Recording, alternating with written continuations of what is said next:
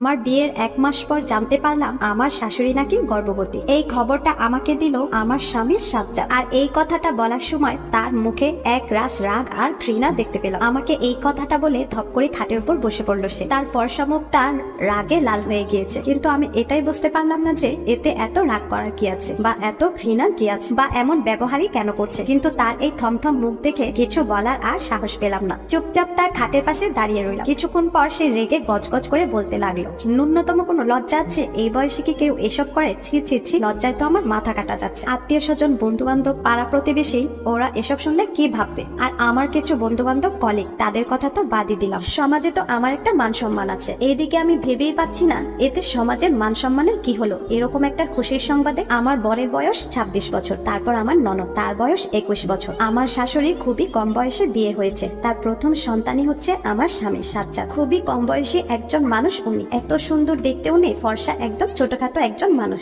দেখেই বোঝা যায় যে অনেক কম বয়সের উনি। আমার স্বামী যে কিসের জন্য রাগ করছে সেটাই আমি বুঝতে পারছি না। আমার তো খুব ইচ্ছা করছে যে আমার শাশুড়ির পাশে গিয়ে একটু বসি, আর মাঝে মাঝে তো ওনাকে জিজ্ঞেস করতে মন চায় যে আম্মা, আপনার কি কিছু খেতে মন চায়? এই বাড়িতে বিয়ে হয়ে আসার পর থেকেই আমি ওনাকে আমার নিজের মায়ের মতো ভালোবেসেছি। আমি কি খেতে পছন্দ করি সেই সব উনি আমার সামনে এক নিমিষেই হাজির করে দেয়। এই 1 মাসে আমি তাকে খুব বেশি ভালোবেসে ফেলেছি। তাই আমার স্বামীর কথাগুলো শুনে আমার মোটেও ভালো লাগেনি। তাই আমি চুপচাপ ওনার পাশে দাঁড়িয়ে রইলাম। সন্ধ্যার পর আমার শ্বশুর ড্রয়িং রুমে আমাদের সবাইকে ডাকলো। আমাকে, আমার হাজবেন্ডকে আর আমার ননদিনীকে সবাইকে ডাকলো। অন্য সময় ডাকলে আমার স্বামী তাড়াতাড়ি অফিস থেকে চলে আসে, কিন্তু সেদিন উনি আর আসলো না। বাবাকে এই বাসার সবাই অনেক ভয় পায় এবং সবাই অনেক শ্রদ্ধা করে, কিন্তু বাবা মানুষটা বাহির থেকে কঠিন হলেও ভেতর থেকে অনেক নরম মনের একজন মানুষ। আমার শ্বশুর স্কুলের হেডমাস্টার ছিলেন, অনেক ব্যক্তিত্ব সম্পন্ন একজন মানুষ। 1 মাসে ওনার সাথে আমার তেমন বেশি কথা হয়, তবে সকালের চা আর বিকেলের নাস্তা আমাকে ছাড়া ওনার হয়ই না। আমাকে উনি মামুনি বলে ডাকেন। ওই রাতে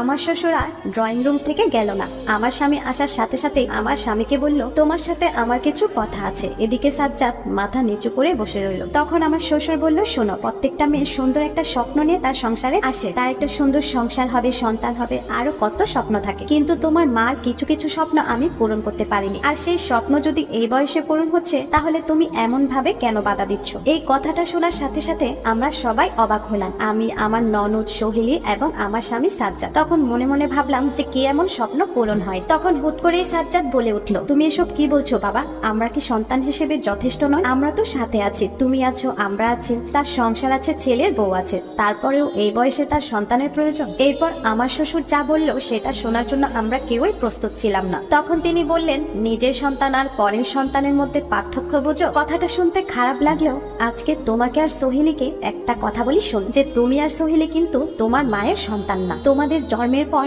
তোমার মা মারা যায়।